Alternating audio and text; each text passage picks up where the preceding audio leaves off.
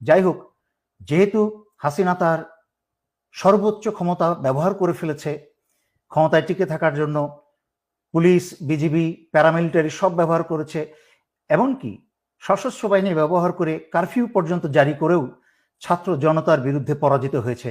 এখন স্বৈরাচারী শেখ হাসিনার হাতে আর কোনো শক্তি বাকি নেই। সেই কারণে স্বৈরাচারী শেখ হাসিনা বাংলাদেশের চিরশত্রু ভারতের ষড়যন্ত্রের কে আহ্বান জানিয়েছে বিডিআরের মতো আরেকটা হত্যাকাণ্ড ঘটাতে। বাংলাদেশ সেনাবাহিনীতে, সেনানিবাসে বা বিভিন্ন কোনো অর্গানাইজেশনে যদি এই ধরনের একটা হত্যাকাণ্ড চালানো যায়, তাহলে ভারতের পরিকল্পনা হচ্ছে বাংলাদেশকে প্রহরী শূন্য করা, বাংলাদেশের সার্বভৌমত্ব এবং স্বাধীনতা রক্ষা করার জন্য আর কোনো প্রহরী বাকি না থাকে। তাই নিজেদের মাঝখানে রক্তক্ষয় শুরু করে দিয়ে সেনাবাহিনীর অফিসার এবং দেশপ্রেমিক সেনাদেরকে হত্যা করে হাসিনা বাংলাদেশের ভিতরে ভারতীয় সেনা প্রবেশ করাবে। তার উদাহরণ আপনারা দেখেছেন এবং শুনেছেন। স্বৈরাচারী শেখ হাসিনা ভারতের সাথে গোপনে বাংলাদেশের বুক চুরে রেল চলাচলের ব্যবস্থা করেছে। যেই ভারতের রেল বিভাগের ভারতীয় সৈন্যের সংখ্যায় প্রায় 70,000 প্রশিক্ষিত সৈন্য, তারা যে কোনো সময় যে কোনো প্রয়োজনে এই উপমহাদেশে যেখানে ভারতের রেল চলে, রেল যোগাযোগ আছে, সেখানে প্রয়োজনে তারা মুহূর্তেই হাজির হয়ে যেতে পারে। তার মানে এই রেল ব্যবস্থার নাম করে বাংলাদেশের ভিতরে চাইলে ভারত প্রয়োজনে 70,000 সেনা মোতায়েন করতে পারে। একদিকে বাংলাদেশের প্রহরী সেনা হত্যা করবে, আর একদিকে ভারতীয় সেনা প্রবেশ করে বাংলাদেশ দখল করবে এবং স্বৈরাচারী শেখ হাসিনাকে বাঁচাবে। আর তার দায় দায়িত্ব সম্পূর্ণ চাপাবে হচ্ছে জামাত শিবিরের উপরে, এবং স্বৈরাচারী শেখ হাসিনা বলবে যে এই কাজ করে শুরু করেছে বাংলাদেশ সেনাবাহিনীর ভেতরে থাকা জামাতের লোকজন বা শিবিরের লোকজন, যা স্বৈরাচারী শেখ হাসিনার চোরপুত্র জয়ের মুখে থেকে আমরা বেশ কয়েকবার শুনেছি যে সেনাবাহিনীর ভিতরে জামাত শিবির আছে। সুতরাং আমি সকল জনগণকে অনুরোধ করছি, আপনারা এই মুহূর্ত থেকে অত্যন্ত সচেতন হয়ে যান। কোথাও আপনারা একা থাকবেন না।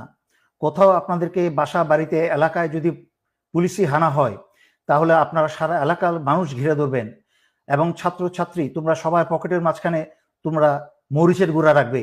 কাছের থেকে এসে ছাত্রলীগ, পুলিশ যারাই তোমাদেরকে ধরে নিয়ে যেতে চাইবে, তাদের চোখে মুখে মরিচের গুঁড়া মেরে দাও। এটা হচ্ছে ন্যূনতম তোমাদের ডিফেন্স। তাছাড়াও হাতে যা পারো তোমরা রাখো সংঘবদ্ধভাবে। নাও আসছি সর্বোপরি সশস্ত্র বাহিনীর প্রতি। ইতিমধ্যে 57 জন ভাই হারিয়েছেন, তখন কোনো পদক্ষেপ নেন নাই ভাইদের বাঁচানো। দেশ ভারতের দখলে চলে গেছে এই স্বৈরাচারী হাসিনার কারণে। 15 বছর ধরে যাবৎ বাংলাদেশের সবকিছু স্বাধীনতা, সার্বভৌমত্ব, এমনকি জনগণের জান মাল, বাংলাদেশের অর্থনীতি সবকিছু ভারতের হাতে তুলে দিয়েছে। আরো অপেক্ষা করবেন নিজের এবং নিজের স্ত্রী সন্তানের রক্ত দিয়ে? এখনো সময় আছে। আজকে রাত্রে ভোরের অপেক্ষা না থেকেই আপনারা অস্ত্র হাতে জরুরি অবস্থা জারি করে সারা বাংলাদেশের ক্ষমতাভার হাতে তুলে নিন এবং ছাত্র আন্দোলনরত ছাত্র জনতার সাথে কাঁধে কাঁধ মিলিয়ে বাংলাদেশ রক্ষায় দাঁড়িয়ে যান। আমি বাংলা সংগ্রামরত, আন্দোলনরত ছাত্র ছাত্রী জনতা এবং দেশপ্রেমিক সশস্ত্র বাহিনীর পক্ষ থেকেই স্বৈরাচারী শেখ হাসিনার সরকারকে বহিষ্কার ঘোষণা করছি। স্বৈরাচারী শেখ হাসিনা সরকার আজ থেকে বাংলাদেশে সম্পূর্ণ অকার্যকর ঘোষণা করা হলো, এবং স্বৈরাচারী শেখ হাসিনার আওয়ামী লীগের যে কোনো সদস্যকে পেলে আপনারা গ্রেফতার করে জেলে সোপর্দ করুন।